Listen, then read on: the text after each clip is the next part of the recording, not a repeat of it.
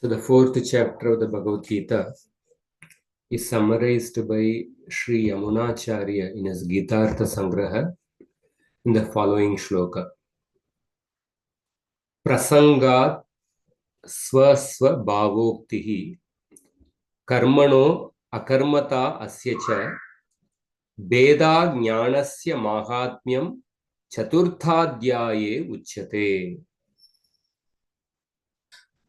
So in the fourth chapter, what all Krishna has spoken? Prasangat. Prasangat means that since the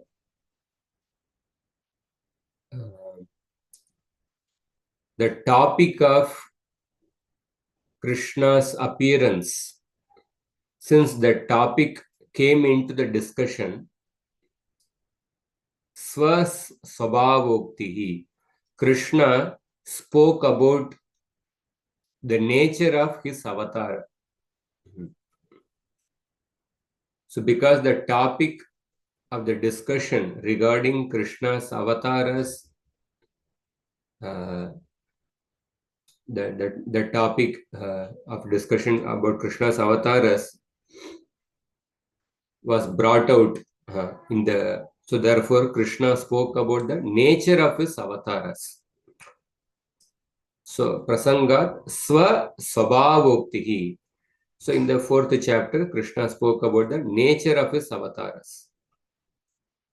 And then karmano akarmata. In fact, before Krishna speaks about the nature of the avatars, Krishna speaks about two more topics. What are the two more topics? Krishna speaks about the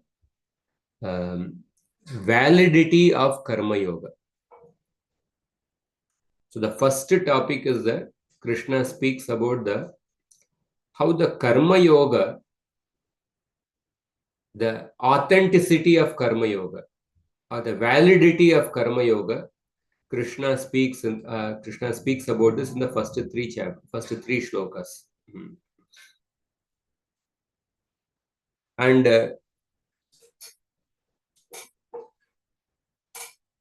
when Krishna was speaking about the validity of karma yoga, the topic about the nature of Krishna's avatars, a question was raised by Arjuna. Therefore, Krishna spoke about the second topic, that is the nature of his avatars. The nature of his avatars. And the third topic is that the karma yoga, Krishna spoke about how the karma yoga includes the element of jnana. Karma yoga includes the element of knowledge about Atma. This is the third topic he speaks. Jnana Mishratva. Prasangat swa swabhavoktihi karmano akarmata asyacha. So the karma yoga, it actually includes the jnana yoga. This is the third topic. And the fourth topic is that Krishna speaks about the nature of karma yoga. Nature of karma yoga. And the fifth topic is that Krishna speaks about the divisions of karma yoga. And the sixth topic spoken about in the fourth chapter is that within the karma yoga, the knowledge is present. What is the importance given to that knowledge present within karma yoga? Jnana amsha pradanya. The importance of the knowledge present within the karma yoga. In this way, Krishna has spoken about these topics. These are the 6 topics present in the fourth chapter. The first topic is the authenticity of karma yoga. And the second topic is that how the karma yoga includes jnana yoga. The third topic is the nature of karma yoga. The fourth topic is the varieties of karma yoga, the divisions of karma yoga. And the fifth topic is the importance of the knowledge present within Karma Yoga. The sixth topic is the nature of the Krishna's incarnations. Nature of Krishna's incarnations. These are the 6 topics start in the 4th chapter. Prasangat swasva bhavoktihi karmano akarmata asya cha veda jnanasya mahatmyam chaturtadhyaye uchyate. So Krishna begins the 4th chapter with the shloka. Imam vivasvate yogam proktavan aham avyayam vivasvan manave praha manurikshvakave bravit. So Krishna says that I spoke proktavan. I spoke this karma yoga. What kind of karma yoga? Avyayam. I spoke this karma yoga which cannot be destroyed. Avyayam yogam. Imam yogam. Here yogam refers to the karma yoga because in the 3rd chapter Krishna speaks about the karma yoga. So I spoke proktavan. I spoke this karma, this indestructible karma yoga to Vivaswan, to the sun god, and then that Vivakswan, he instructed the sun karma yoga to his son Vaivasvata Manu, and Vaivasvata Manu instructed this karma yoga to his son Ikshvaku Maharaj. So here we see Krishna is speaking how the karma yoga is a very, it's not some new yoga. It is actually, it's an indestructible yoga, and it is a very ancient yoga. It's a very ancient path. So it's an indestructible karma yoga. So we see that why the karma yoga is called as Avyayam, because karma yoga is always present in the heart of Bhagavan. Just like Vedas are always present even during Pralaya. Vedas are eternal. Yeah, they are eternal even during Pralaya. Similarly, Karma Yoga is always present in the heart of Bhagavan. Therefore, it is indestructible. That is why Karma Yoga is called as Avyayam Yogam. And the second reason why the Karma Yoga is called as indestructible is that the results obtained by practicing Karma Yoga is never destroyed. Phaladvara avyayatvam. Phaladvara vyayatvam. The fruits of Karma Yoga are never destroyed. Therefore, also Karma Yoga is called Avyayam. And Krishna says that I spoke this Karma Yoga to Vivaswan. So Vivaswan is a Surya. He is a Devata. So this shows that Krishna is indicating that it is not that just to make you fight, I am speaking this Karma Yoga. No, don't think like that. This path of Karma Yoga, which I am speaking to you, it is a very ancient yoga. It's an indestructible yoga. It's an eternal yoga system. In fact, I spoke this Karma Yoga to Surya Dev at the beginning of the Manvantara. So in this Manvantara is called as Vaivasvata Manvantara. In the Vaivasvata Manvantara, in the 28th Chatur Yuga, that is what is going on. In that the Kali Yuga is going on. The 28th Chatur Yuga, in that Dwapar Yuga, Krishna appears. So Krishna is saying that I gave this knowledge of Karma Yoga to Vivaswan at the beginning of this Manvantara, with 27 Chatur Yugas before. So how ancient it is. In fact, it is indestructible. And I spoke this to a Devata. So Devatas are always obedient to Shastra. So that means this path of Karma Yoga is meant for elevated people who follow the Shastra, like the Devatas.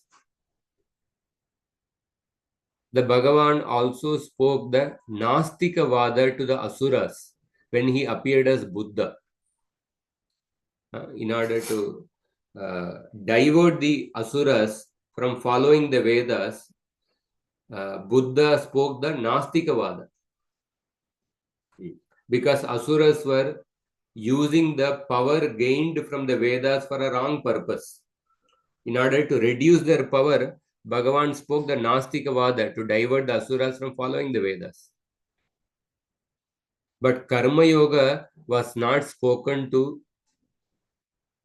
people like the Asuras in order to bewilder them. Nastika Vada was spoken to the Asuras to bewilder them.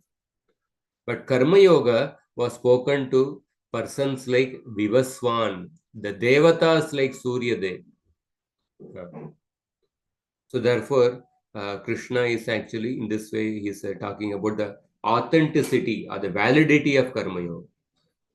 And Krishna is saying that I instructed Karma Yoga because I, being Sarvagya, I completely understand every aspect of Karma Yoga. I instructed this Karma Yoga. So therefore, by this we can understand Krishna is trying to say this, the path of Karma Yoga is not a new path, it's an ancient path. And because I instructed Surya Dev, it is this Karma Yoga is not for the purpose of bewildering a person, but rather it is for showing the right path. So Surya gives light to the entire world. But Krishna illuminated Surya Dev by teaching him about the Karma Yoga. So, and the third point is that because Krishna instructed Vivaswan the Karma Yoga in the beginning of Manvantara, that means this path of Karma Yoga is meant for everyone who will be taking birth in that Manvantara.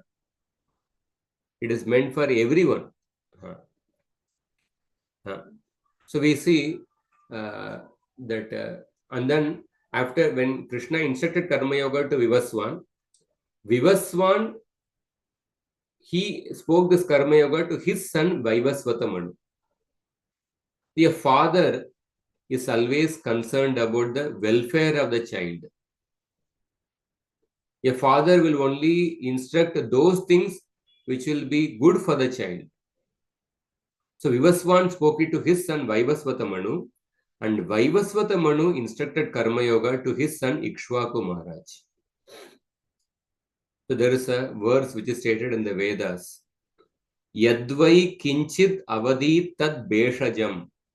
Whatever Manu speaks is a medicine for the people. The nature of a medicine is that a proper medicine is always bitter in nature. But the medicine is always meant for the good of the people. So whatever Manu speaks, although it may appear to be bitter, but it is for the benefit of the people. So small children, they prefer to keep eating lollipop and they don't want to take bitter medicine. But mature people, they will take the bitter medicine, understanding that it is for my welfare. And they will not indulge in something which gives immediate pleasure. Similarly, immature, childish people, they burn the Manu Samhita, not understanding that what Manu has spoken is a medicine. But a mature people, they understand the instructions of Manu are for the welfare of the people. They accept Manu Samhita. So this is the first shloka. And then the second shloka, Krishna says, Evam parampara praptam imam rajarushayo viduhu sa kaleneha mahata yogo nashta parantapa. In this way, this Karma Yoga was coming down through the parampara, Guru Sishya parampara. Raja Rishayo Viduhu.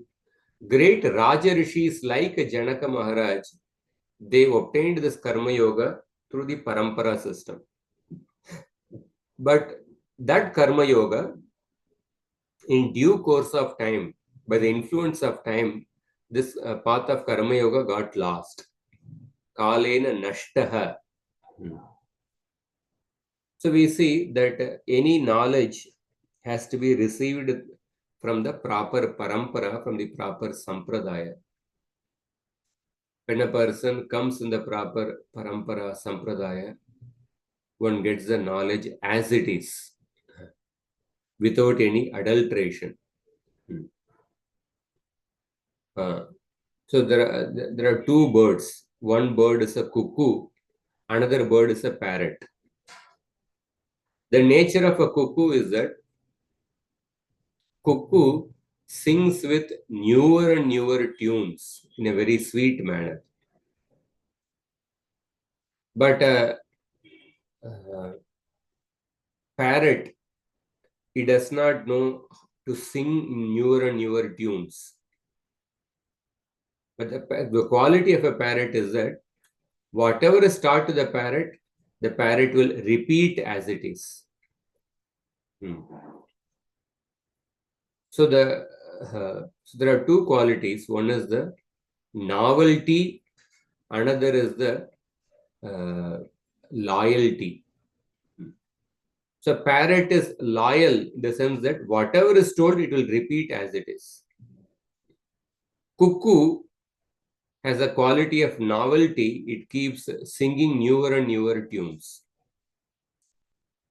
So out of the two qualities, cuckoo appears very attractive. Parrot, because it simply repeats, it doesn't know how to sing. It may appear little boring. It may not appear attractive. But the quality of the parrot is more desired in a sampradaya than the quality of the cuckoo. The quality of the parrot, that to repeat the teachings of the acharyas, of the teachings of the Guru Varga as it is, without adulteration, this quality is given greater importance than speaking something newer and newer things which may be attractive. So therefore, that in any sampradaya, in any parampara, the quality of a parrot is given greater importance than the quality of a cuckoo. But Prabhupada also says that when we are loyal to the teaching of the sampradaya, we should present in such a way that it can be interesting to the current audience. In that way, there is a room for innovation also, but there is no room for altering the message of the parampara. One can present in a way it is interesting to audience. So in this way, this knowledge of Karma Yoga was received through the parampara by the Raja Rishis. So the Raja Rishi, the word Raja Rishi is a combination of two words, Raja and Rishi. Raja means Vistirna Agada Manasaha. Those who have a very broad mind, they are called as Raja. Those who have a very broad mind. Like personalities like Janaka Maharaj, Ikshvaku Maharaj, Vaivasvata Manu. These people, they could have practiced Jnana Yoga. They were qualified for Jnana Yoga. That means they could have given up all their duties and they could have just practiced Jnana Yoga. But still, they practiced Karma Yoga, performing all their duties for the sake of the common people, to be a proper example for the common people. Because the common people, they don't have the proper discrimination to understand that what they are qualified for. They don't have the proper maturity to understand that they are qualified only for karma yoga. The common people, when they see great leaders giving up their karmas, duties, they may also imitate them and they will also give up their karmas. So, just therefore, understanding the nature of the common people, these great kings, although they themselves are personally qualified for practicing jnana yoga, but they did not practice karma yoga, but they practiced karma. They did not practice jnana yoga, but they practiced karma yoga. So jnana yoga requires a purity of the mind. Krishna says in the 3rd chapter, Karmendriyani samyamya ya aste manasa swaran indriyartan vimudatma mityachara sauchat. In these shlokas, he says that if somebody externally controls the senses, but internally if he is meditating the sense objects, such a person is considered to be a pretender. On the other hand, a grahastha who may externally indulging the senses of the sense objects, but with the spirit of detachment within, such a grahastha is superior to a charlatan meditator. So although these kings, they had the purity of the heart to give up the karmas and practice jnana yoga, but they did not practice jnana yoga. They practiced karma yoga in order to set a proper example for the common people. And the word rishi, what is the quality of a special quality of a rishi is that atindriyartha darshana kshamaha. One who can perceive the things which are beyond one's senses. That is the quality of a rishi. So Raja Rishi is somebody who has both these qualities. So Raja Rishis, because they are Raja, because they have a very broad mind, they are concerned about the welfare of the people. They are concerned about the welfare of the people. And because they are Rishis also, that means they can perceive things which are beyond one's senses. What are the things which are beyond one's senses? The Atma, Mukti, and the other planets, they are all beyond one's senses. Because Raja Rishis are somebody who has both these qualities, the quality of a Raja, a broad mind who is concerned about others' welfare and who can perceive the things beyond one's senses.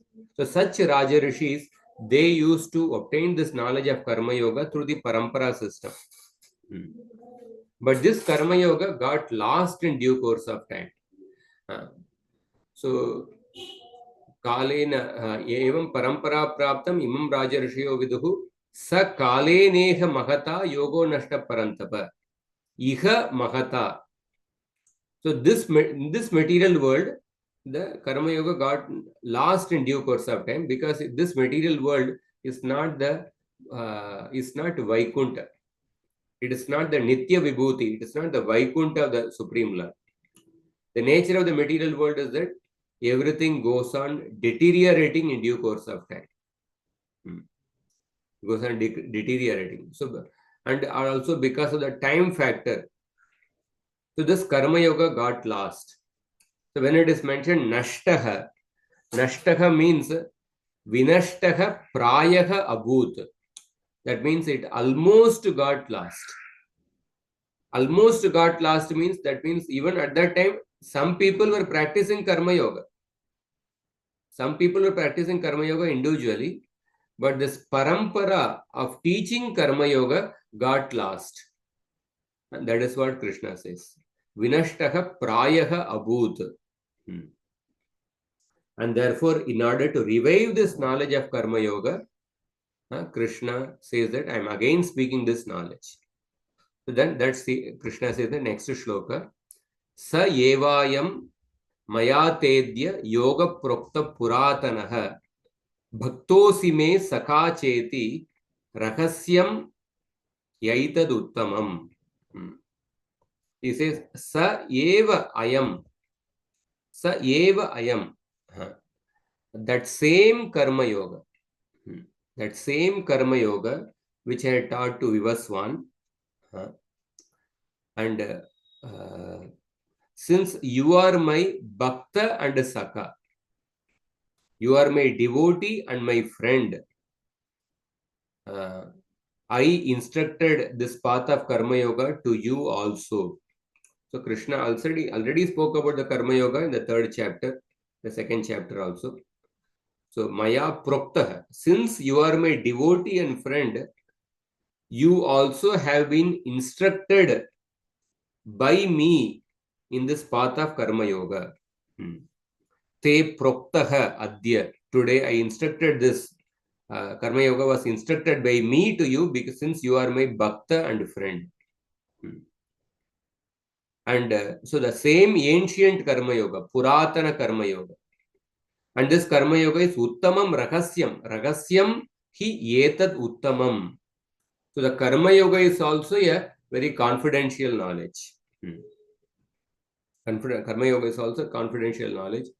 It is the confidential knowledge present in the Upanishads. Bhakti yoga is a rahasya tama, the most confidential knowledge. Guhya tama knowledge. But karma yoga is also a confidential knowledge, guhya knowledge. So we see here that the 2 qualifications are mentioned, bhakta and saka. Bhakta and saka. And rakasyam uttamam, because this karma yoga is presented in the Upanishads, and the Upanishads are confidential scriptures.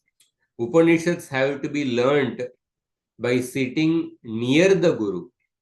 Upanishannaha. Other Vedic mantras can be learnt from the Guru by sitting little at a distance. But Upanishad, because it's a confidential knowledge, it has to be learnt from the Guru by sitting next to the Guru. And the Upanishads contain the knowledge of Karma Yoga. So in this way, Krishna is saying that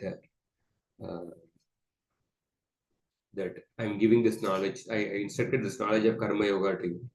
So the 2 qualifications, Bhakta and Saka. So when does a person become Bhakta? When a person hears about Krishna's glories, Krishna's paratva, one develops a preeti towards Bhagavan and one becomes a Bhakta of Bhagavan. By hearing about the Krishna's paratva, one becomes Bhagavan. And Saka means a friend. Friend is somebody who deals with another person on an equal level.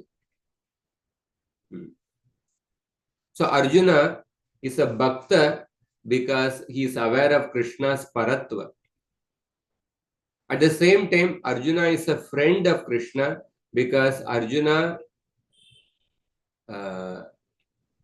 also reciprocated with Krishna and as his equal. There are instances in the Mahabharata where it is said that Krishna, Satyabhama, Arjuna, Draupadi, once they were all lying down in the same bed and then they were chatting with each other. They would chat with each other by lying down on the same bed. That means like Arjuna, so practically on the same level as Krishna. So Saka. So therefore, Krishna is saying that I give this knowledge of Karma Yoga to you because you are my friend and my devotee. Now at this point, after hearing these 3 shlokas, Arjuna is asking a question. So in these 3 shlokas, Krishna spoke about the authenticity of Karma Yoga, the validity of Karma Yoga, by how the Karma Yoga is a very ancient path. Now Arjuna is asking a question. Arjuna uvacha aparam bhavato janma param janma vivasvatah katametad vijaniyam tvamadau proktavaniti. He's asking that how is it that you have appeared recently. You have appeared recently, 100 years back. But Vivaswan appeared much before. that Bhavataha Janma Aparam, Vivasvataha Janma Param. Vivasvan appeared much before. In fact, Sun God has been present since the beginning of the creation, but you appeared recently. So how can I understand that you instructed this knowledge of Karma Yoga to Vivasvan in the beginning of the Manvantara? Tvam Adau Proktavan. How can I understand this? Katam Vijaniyan. How can I understand this properly? So, so here we can get a question that generally a Nastikavadi, an atheistic person does not believe in the rebirth. He thinks that, oh, this life is all in all. At the time of death, everything is finished. A Nastikavadi does not believe that we existed in the past. We just born at the time of the birth and then we will die. And then that's all, our life is finished. But Arjuna is not a Nastikavadi. Arjuna knows that how everyone goes from one body to another body. So Arjuna knows that Krishna must have appeared previously. At that time, he would have instructed Vivaswan, sun god. So because Arjuna is a Nastikvadi, so Arjuna raising this question, it seems surprising. And secondly, that one may say, okay, Arjuna understands that everyone has taken birth, Krishna must have appeared previously. But then Arjuna is probably surprised because how is it Krishna is able to remember what he did much before? The remembrance of what we did in the previous life, that is called as a Jati Smara. Jati Smara means remembering what we did in the previous life. So most common people, they don't know what births they had in the previous life. None of us remember. Very few rare people only remember their past lives. So Arjuna knows that Krishna is not an ordinary person. Krishna has performed so many superhuman activities. Therefore, Krishna is great. So therefore, because Krishna is Sarveshwara, he also has the power of Jati Smara to remember his past appearances. So therefore, Krishna is telling that how he instructed Karma Yoga to Vivaswan. So therefore, if we see from that point of view also, Arjuna asking this question, it appears redundant. And later anyway, Arjuna himself declares how about the Krishna's supreme position in the 10th chapter. Param Brahma Param Dama Pavitram Paramam Bhavan Purusham Shashvatam Divyam Adidevam Ajamilu. So Arjuna clearly mentions about Krishna's supreme position. And it's not that after hearing the Gita in the 10th chapter, he understood Krishna's supreme position. Now, Arjuna is aware of Krishna's supreme position even before the Gita. In the Rajasuya Yajna, when the time for Agra Puja was there, so at that time, Bhishma declared that Krishna is the fit person to accept the Agra Puja. That time, Bhishma told that Krishna eva hi lokanam utpatti rapi chapyayah Krishnasya hi krite bhutam idam vishwam samarpitam. So this Krishna is the source of creation, maintenance and annihilation. The entire universe is his property. It is meant for him. So Bhishma they had told about Krishna's position and Arjuna was present in the Rajasuya Yajna. So Arjuna is aware of Krishna's supreme position. So therefore, Arjuna asking this question, it is surprising. Arjuna is not a Nastikavadi. He is not a Nastika. And secondly, Arjuna knows Krishna's supreme position. So therefore, to ask this question, how is it that you instructed this Karma Yoga to Sun God Vivaswan much before? So this question from a person like Arjuna is surprising. So why is Arjuna asking this question?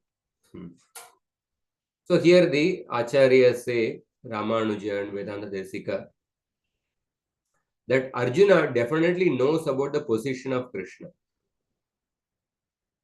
But Arjuna does not have complete knowledge. So because he does not have complete knowledge, he is asking some question. So generally, there are two people who will not have any question. One who does not have any knowledge about a subject, he will not ask any question. And one who has complete knowledge about the subject, he will also not have the question about the subject. But those who have some knowledge about the subject, but incomplete knowledge, they will ask questions about the subject to get greater clarity. So Arjuna knows Krishna's position, but still he doesn't have knowledge about some aspects. He is having doubt about how Krishna can take so many births, can appear in so many births. So in that he is having certain doubt. So therefore he is asking a question. So the acharyas say that when Arjuna is asking this question, Arjuna is having 6 doubts in his mind, or 6 questions in his mind. So the first question is that Arjuna is thinking that Krishna's position is that Akhila Heya Pratyanikaha.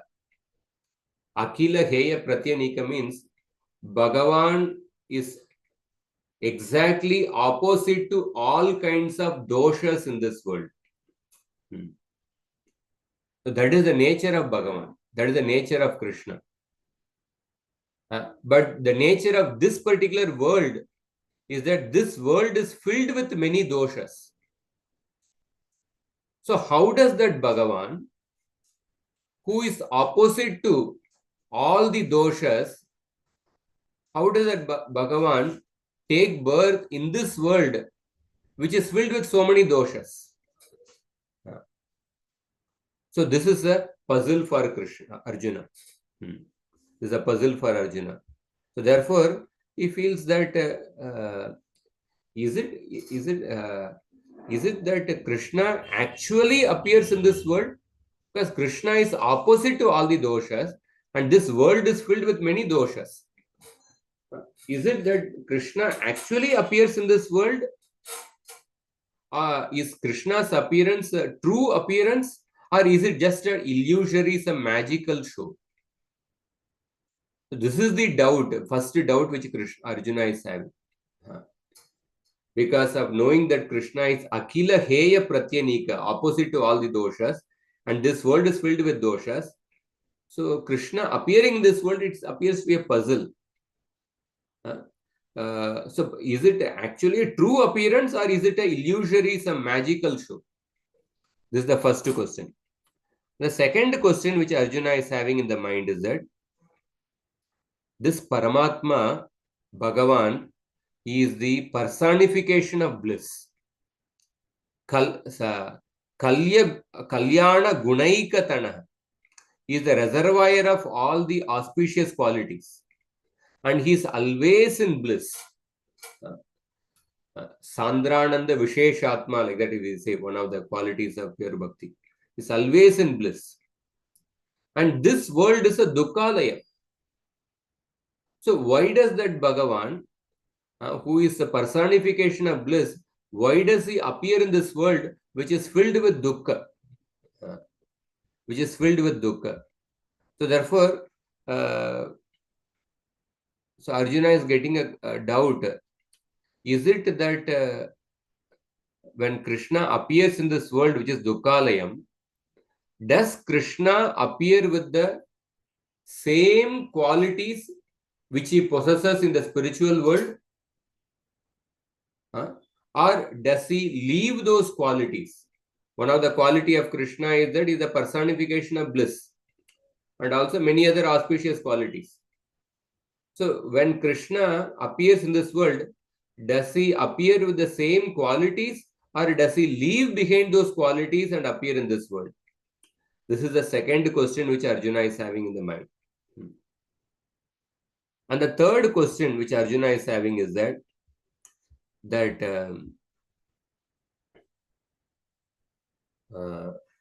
sometimes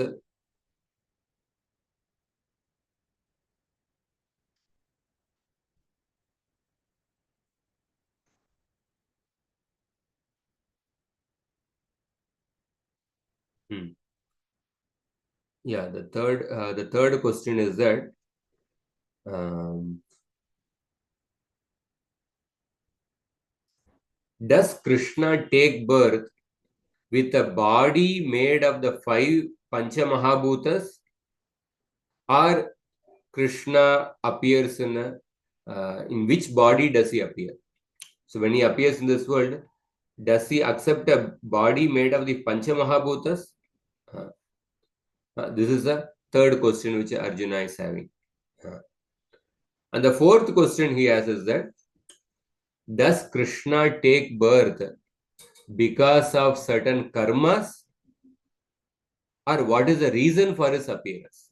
Because all of us appear in this world because of being forced by karmas. So does Krishna appear because of the karmas, or what is the reason for his appearance? This is the fourth question. And the fifth question is that when does Krishna appear? What is the time of his appearance? So usually our karmas fructify at a particular time, and accordingly we get bodies at different times. In the case of Krishna, when does Krishna appear? This is the fifth question. And the sixth question is that what is the prayojana of the Bhagavan's appearance? So when we appear in this world, we take birth with a prayojana in order to reduce our papa, in order to increase our punya, or in order to attain moksha, in order to get out of this world. We appear with a prayojana in mind. So with what prayojana in mind Krishna appears in this world? In this way, Arjuna is having these 6 questions in his mind when he is asking this fourth shloka, when he is asking this, when he is speaking this fourth shloka. So, Ramanuja also explains that. He explains in another way. He says that Arjuna is thinking that Krishna is Akila Heya Pratyanika. He is completely opposite to all the doshas. So if that person, Bhagavan, who is opposite to all the doshas, why does he appear in the samsara filled with so many doshas? And Krishna is a personification of bliss. So why does that Krishna appear in this world which is filled with dukkha? That way Arjuna is having a doubt. And the third point, Arjuna is thinking that Krishna is Sarveshwara. Nobody can order him to do something. He cannot be ordered by somebody because he is Sarveshwara. So then if he is Sarveshwara, he cannot be ordered by anyone. If somebody says that maybe he is personification of bliss and is opposite to all the doshas, but because maybe probably he was ordered by somebody, therefore he appeared in this world. No, that is also not possible because Krishna is Sarveshwara. So he is Sarveshwara, he cannot be ordered by anyone. So still why does he appear in this world? And another thing Arjuna is having is that, in mind is it that because Bhagavan by mistake he appeared in this world? Sometimes a person by mistake one may take a wrong route. Is it that Krishna by mistake has appeared in this world? No, that's also not possible because Krishna is Sarvagya. He is all-knowing. He knows what is beneficial and what is not beneficial. So therefore, he cannot appear in this world by mistake. And probably one may think that and also Arjuna is having in mind that probably Krishna has appeared in this world in order to accomplish something, in order to execute something. That is also not possible because Krishna has the quality, he has the Shakti called as Satya Sankalpa Shakti. Simply, if he wants to accomplish something, simply by thinking, he can accomplish something.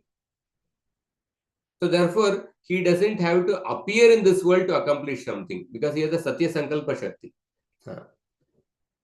And then Arjuna is also thinking that probably Krishna appeared in this world in order to attain something, in order to gain something. But then Krishna is called as Avapta Samasta Kama. Avapta Samasta Kama means one who possesses everything as his property. Avapta Samasta Kama, one who has everything with him. So therefore, there is nothing which he has to attain because everything is his property. Ishavasyam idam sarvam yatkincha jagatyam jagat. So if that Krishna, why does he appear in this world? So Arjuna is having 6 qualities. Arjuna is having 6 questions in his mind. First question is that, is Krishna's appearance true or is it some illusory appearance? Second question is that, when Krishna appears in this world, does he appear with the same qualities or does he leave behind the qualities and appear? The third question is that, does Krishna appear with a body made of the Pancha Mahabhuta or does he appear with a special body? And the fourth question is that, does he take birth because of certain karmas or what is the reason for his appearance? That's the fourth question. And the fifth question is that, what is the time of his appearance? And the sixth question is that, what is the prayojana, purpose of Krishna's appearance? So these 6 questions are embedded within this 4th shloka according to Ramanujacharya. So how can he say that the 6 questions are embedded within the 4th shloka? So for that he gives a nyaya, prativachanat prashnartha nyaya. So what is this nyaya? So suppose you may not understand the question of a particular person, but by understanding the answers given by the opposite party, you can infer that, oh, this person must have asked these questions. Just like in a telephonic conversation, when somebody is saying, you are not aware what the other person in the other line is speaking. But by hearing the words spoken by the person in front of you in the telephone, you can infer that what the other person must have asked in the opposite line. If the person says that my name is Suresh, then you can infer that the other person must have asked what is your name. So similarly, that by seeing the verses spoken by Krishna in the next 4 shlokas, in the 5th to 8th shloka, the 5th to 8th shloka, Krishna is answering giving answer to these 6 questions. So by seeing Krishna's answer to these 6 questions, Ramanuja is saying that Arjuna was having these 6 questions in his mind when he spoke this 4th shloka. Because Arjuna is simply asking that, how can you speak this to sun god Vivaswan? That seems to be redundant. Because Arjuna is not an Nastikavadi. Arjuna knows that Krishna is a supreme person, supreme Lord, and he knows the past, present, and future. Therefore, he has the power of Jati Smara. And so therefore, that question seems to be redundant. So the question which Arjuna is having in mind is that these 6 questions. And these 6 questions are answered by Krishna in the next 4 shlokas. In the 5th shloka, Krishna gives answer to the first question. What is the first question? That is Krishna's appearance true or is it an illusory? That Krishna gives answer in the 5th shloka. Bahuni me vyatitani janmani tavacharjuna tanyagam veda sarvani natvam vetta parantapa. Both you and me have taken many births, but I remember everything, but you don't remember that. In this shloka, Krishna is answering that my births are all true births, they are not illusory. Because Krishna is not using the word Janma pratibhasa. Janma pratibhasa means appearance of the birth. Krishna does not use the word Janma pratibhasa, rather he is using the word Janmani. And then Krishna is using the word Bahuni. Bahuni means in the plural. If the Krishna's birth, Krishna's appearance is an illusory thing, like a mirage, Krishna would not have used the plural. So suppose if a person sees many mirage in the desert, he wouldn't say that I saw many mirages.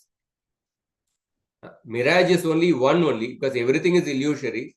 You would not use the word many mirages. Mirage is only one only. Illusion is one. There are not many illusions. And because Krishna is saying that Vyatitani, Vyatitani means have passed. Just like for yourself, for me also many births have passed.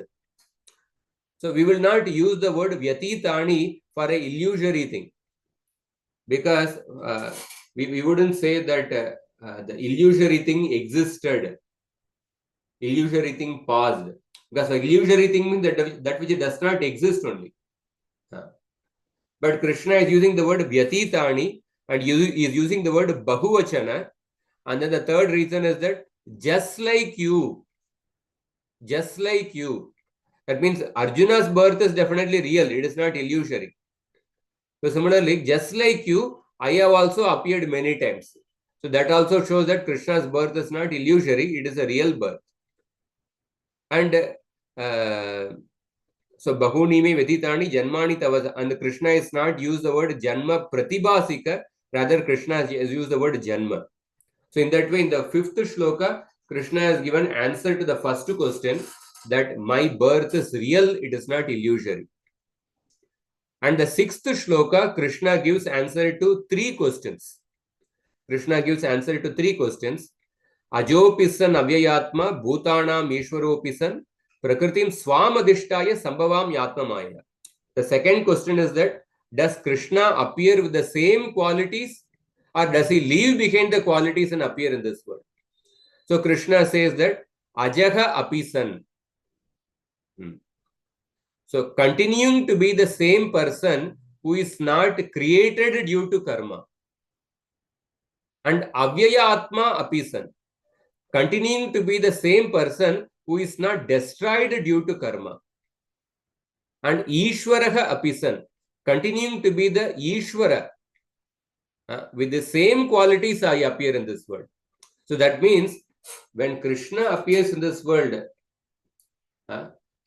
whether he is the Lord in the spiritual world, or whether he appears as an avatara in this world, or whether he appears as an archa vigraha in this world, the same qualities are present in Krishna. So therefore, in this way, Krishna has answered the second question. I don't leave behind the qualities, I appear with the same qualities. And then the third question was that about when you appear in this world, is your body made of the Pancha Mahabhutas? So for that, Krishna says that Prakritim Swam Adhishtaya. Swam Prakritim Adhishtaya. Swam Prakritim Adhishtaya. Here the word Prakriti refers to Swabhava. Swabhava. I appear in this world with my same inseparable Swabhava. I appear in this world with my same inseparable original body. Swam Prakriti Madhishtaya. So in this world, the bodies are made up of earth, water, fire, air, ether. But Krishna's body in the spiritual world is made of the spiritual Pancha Mahabhutas, called as Parameshti, Puman, Nivritta, Vishwa and Sarva. These are the spiritual counterparts of the earth, water, fire, air, ether, which we see in this world. So these are the spiritual Mahabhutas in the spiritual world. So Krishna's body is made up of the spiritual Mahabhutas. So Swam Prakriti Madhishtaya means I appear with my spiritual body, which is made up of this spiritual Pancha Mahabhutas.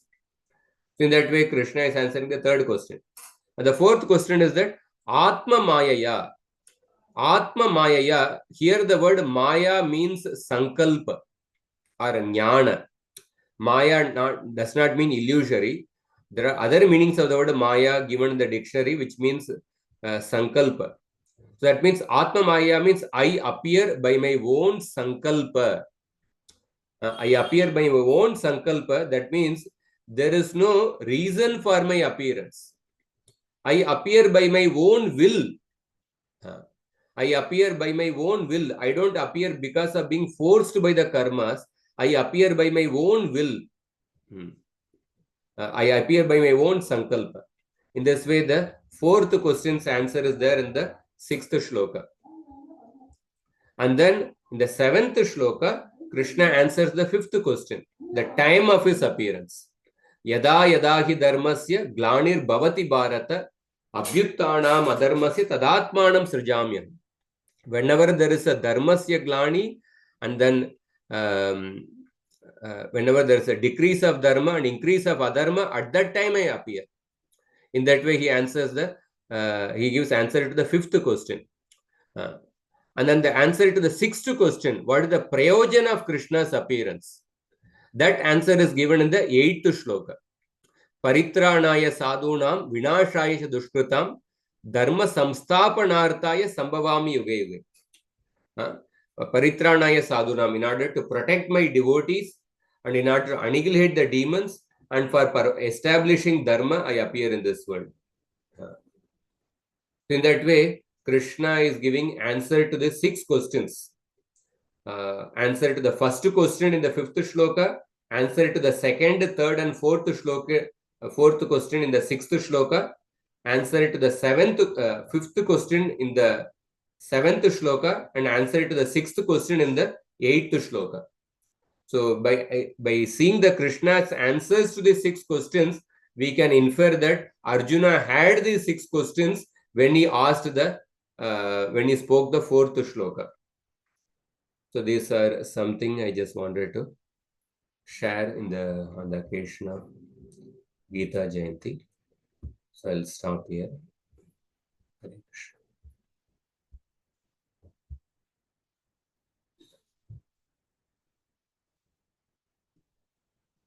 So we'll end here. I need to go somewhere. Prabhuji, so I'll ask my question in the chat later. Later you can send. Yeah, okay, thank you. Okay. Hare Krishna. So this is a good day to read Gita. At least we should read some chapters or some shlokas and meditate on the message of Krishna. Krishna's timeless message, which applies to all time, place, and circumstances, which gives guidance in all situations of our life. And practice it in our life. Hare Krishna. Shrimad Bhagavad Gita की जय, श्रील प्रभुपाद की जय, गौर भक्त वृंद की जय. हरे कृष्ण.